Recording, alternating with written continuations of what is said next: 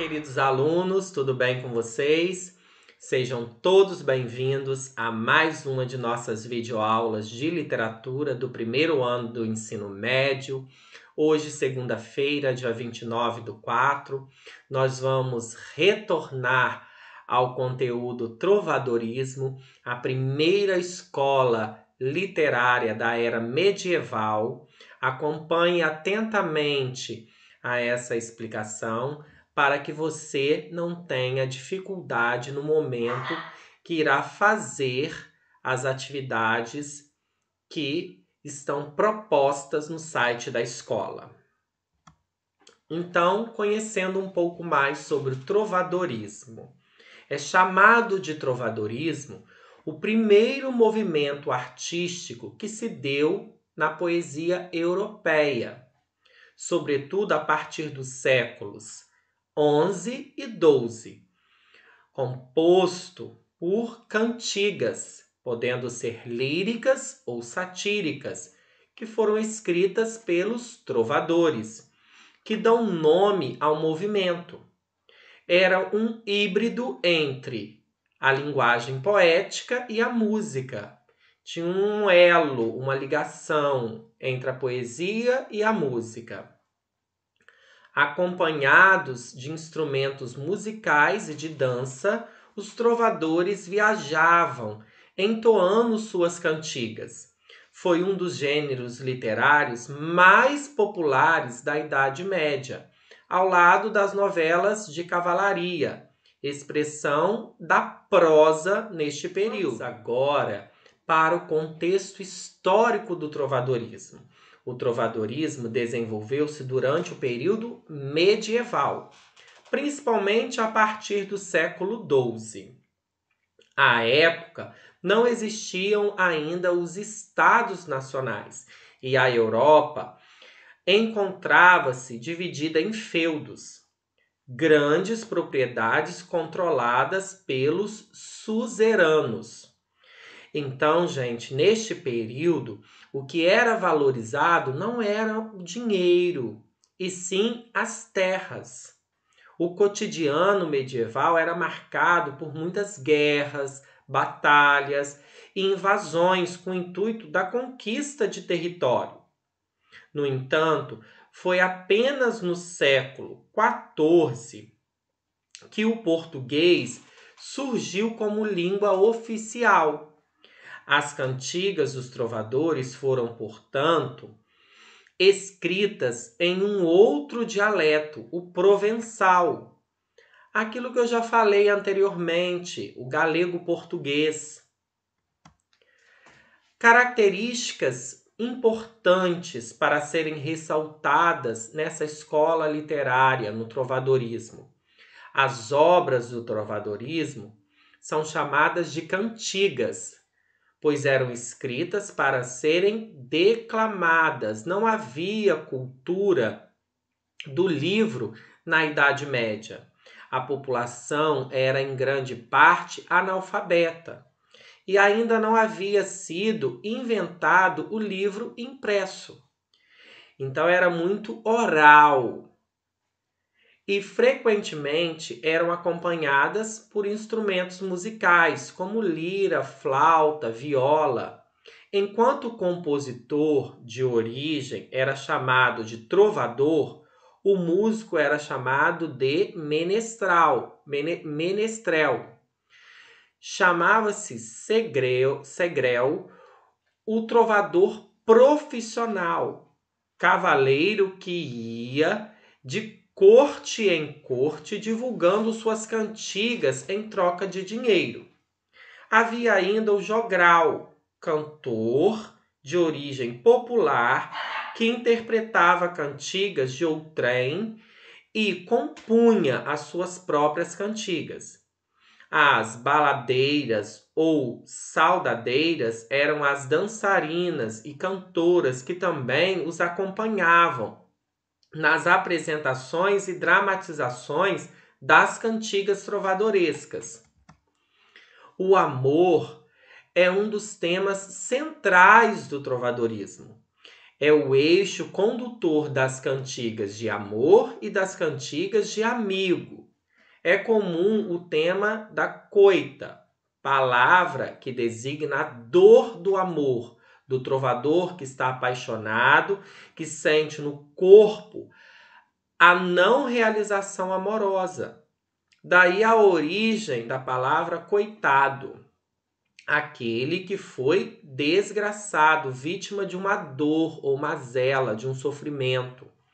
Os trovadores também escreveram ainda 2 tipos de cantigas satíricas, de escárnio e de maldizer, dedicadas então a ridicularizar ou satirizar, criticar. É comum que haja o paralelismo nas cantigas. Cada ideia desenvolve-se a cada 2 estrofes, ou, na verdade, cobras. A nomenclatura da época era diferente. A estrofe chamava-se cobra, o verso chamava-se palavra. O trovadorismo em Portugal. Trovadorismo galego-português desenvolveu-se em termos gerais em finais do século XII. Os pesquisadores apontam sua gênese em uma cantiga de Paio Soares de Taveirós, dedicada a Maria Paz Ribeira, a favorita do rei Sancho I, que viveu entre os anos de 1154 e 1211. Então, esta cantiga, a cantiga da Ribeirinha, foi a primeira cantiga publicada no trovadorismo em Portugal.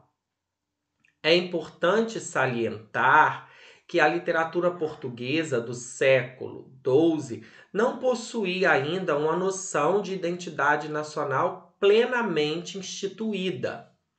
O território fazia parte do Condado Portucalense e do Condado da Galícia, terras dadas como presente de casamento a soldados cruzados que desposaram 2 moças nobres. Foi Dom Dinis I, no final do século XIII, quem estabeleceu a língua galego-portuguesa como oficial do reino, junto às primeiras universidades. E ele mesmo era o rei trovador. O monarca poeta queria que Portugal se constituísse como nação de fato, incentivando a identidade cultural e o trovadorismo. O movimento foi, portanto, muito importante para o desenvolvimento do idioma e da cultura portuguesa. Agora sobre as cantigas trovadorescas. As cantigas dividiam-se em 2 tipos: lírica e satírica. Nas cantigas líricas são as de temática amorosa e possuem 2 tipos: cantigas líricas de amor e cantigas líricas de amigo. As cantigas de amor, gênese da poesia amorosa que surgiria nos séculos seguintes. A cantiga de amor é cantada em primeira pessoa e nela o trovador declara o seu amor por uma dama, geralmente acometido pela coita, pela dor amorosa diante da indiferença da mulher amada. A confissão amorosa é direta e o trovador comumente dirige-se à dama como Mia Senhor ou Mia Senhor Fremosa, Minha Senhora, Minha Formosa Senhora, em analogia às relações de senhorio e vassalagem medievais, porque ele se sente inferior, um vassalo. O apaixonado é, portanto, servo e vassalo da amada e anuncia seu amor com insistência e intensidade. Portanto, nas cantigas de amor, o eu lírico é masculino e ele sofre por um amor não correspondido. Ele se sente um servo e um vassalo da dama que ele ama. Já as cantigas de amigo, embora compostas por trovadores homens, representam sempre uma voz feminina. O eu lírico é feminino. É a dama quem vai expor os seus sentimentos, sempre de maneira discreta, pois para o contexto provençal, o valor mais importante de uma mulher é a discrição. A donzela dirige-se por vezes à sua mãe, a uma irmã ou uma amiga, ou ainda a um pastor ou alguém que encontre pelo caminho. E nessa cantiga de amigo, verifica-se que a donzela também sofre as penosas dores do amor, da distância entre ela e o amado, oficial da guarda, que há muito tempo não vê. Percebemos, entretanto, que o discurso amoroso já é mais sutil, não é dirigido diretamente ao rapaz.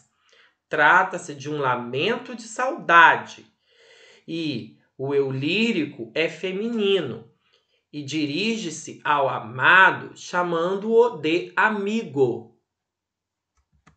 Já as cantigas satíricas destinam-se a ironizar, difamar determinada pessoa. Existem dois tipos de cantigas satíricas: as de escárnio e as de maldizer. De escárnio são mais irônicas e trabalham, sobretudo, com trocadilhos e palavras de duplo sentido, o uso da ambiguidade, sem mencionar diretamente os nomes. São críticas indiretas, mais leves, mais sutis. É um mal dizer de maneira encoberta, insinuada. Ele não vai especificar quem está sendo criticado. E é uma crítica bem leve, bem moderada. Já de maldizer são aquelas em que o trovador aponta diretamente e até nominalmente o seu alvo da sátira. É de forma propositalmente ofensiva e fazendo uso de um vocabulário grosseiro. Então, a de maldizer já é direta, às vezes menciona o nome de quem está sendo satirizado, é bem ofensiva, palavras grosseiras, um vocabulário bem baixo e vulgar, diferente da de escárnio, que não vai mencionar a pessoa a ser satirizada, e a crítica é mais moderada, mais leve, mais branda, enquanto a de maldizer já tem palavras bem grosseiras, um vocabulário bem abusivo. Um resuminho para vocês, então, do trovadorismo. Foi um movimento poético musical, falei isso no início, porque a poesia era chamada de cantiga trovadoresca, com o intuito de ser cantada, acompanhada de instrumentos musicais. Desenvolveu-se na Idade Média, entre séculos 11 e 14. As composições chamavam-se cantigas e eram geralmente acompanhadas de música e de dança. Cantigas de amor, eu lírico masculino, cavaleiro declara o amor e a dor que ele sente por não ser correspondido pela dama, a coita. Cantigas de amigo, sempre na voz feminina, onde o eu lírico feminino se dirige ao amado, chamando-o de amigo, e sofre porque ele está distante. Nas cantigas de escárnio, ironia e crítica indireta, palavras mais leves e brandas. Cantigas de maldizer, uma sátira direta, ofensiva, citando nomes, um vocabulário muito mais vulgar e com palavras grosseiras. As cantigas chegaram aos nossos dias graças aos cancioneiros. Os trovadores oficiais tinham linhagem nobre, incluindo reis, mas havia também os jograis, nascidos nas camadas mais populares. Apreciada pela corte, a obra trovadoresca foi importante instrumento de consolidação da cultura e do idioma português, porque no início eu falei com vocês que eram produzidas em galego português. Logo, isso sofreu uma alteração, pois queria mostrar muito mais a cultura e o idioma português em Portugal. Então, queridos alunos, chegamos ao final desta aula. Eu espero ter contribuído, eu espero que vocês tenham compreendido todo este conteúdo sobre o trovadorismo. E se por acaso vocês tiverem dúvidas, podem pedir ajuda e auxílio, eu estarei à disposição. Podem entrar em contato comigo via WhatsApp. O estudo alimenta a mente. Um beijo carinhoso a todos vocês, meus queridos alunos. Estou morrendo de saudades e até a próxima aula. Tchau, tchau. Fiquem com Deus.